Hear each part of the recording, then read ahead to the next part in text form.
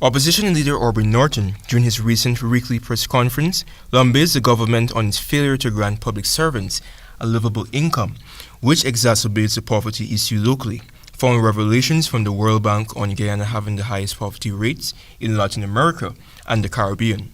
Norton also tried the government on its alleged failure to address high living cost woes.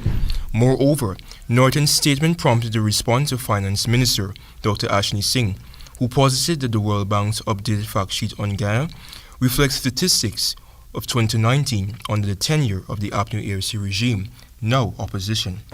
Had he been bothered to inquire the date of the statistics, he might have been a little bit more measured in his comments, because it's widely known that in 2019, Guyana was in the throes of an APNU AFC dictatorship.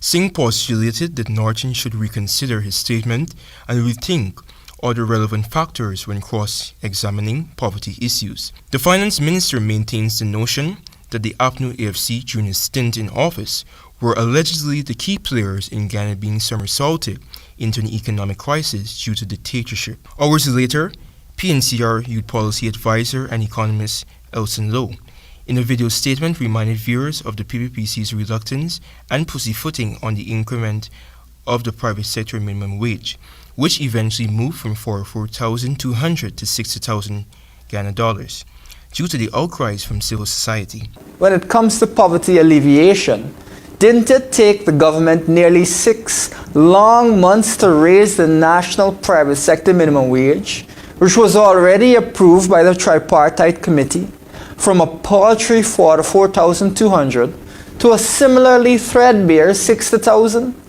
Lowe noted that while the Ali-led regime continues to berate the leadership of his party, Guyanese must not forget the grandeur revenues generating from Guyana's oil discoveries.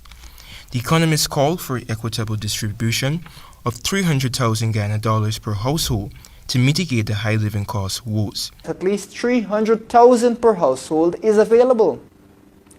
This money can even be distributed over time to mitigate any inflationary effects. Paltry cash grants, like the COVID-19 25,000, are not going to cut it. Lowe opined that Minister Ashley Singh appears to be looking to minimize the World Bank's $5.50 a day poverty measure as if it is insignificant.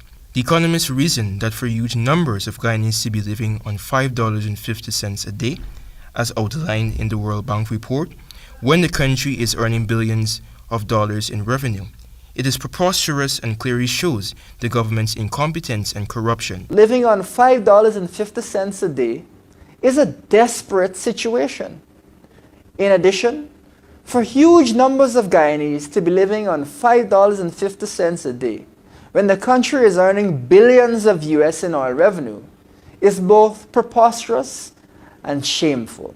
In 2021, Ghana saw some food prices rising by some 11.6%, while in June 2022, the Bank of Guyana half-year report indicated that food prices have increased by a further 8.1%.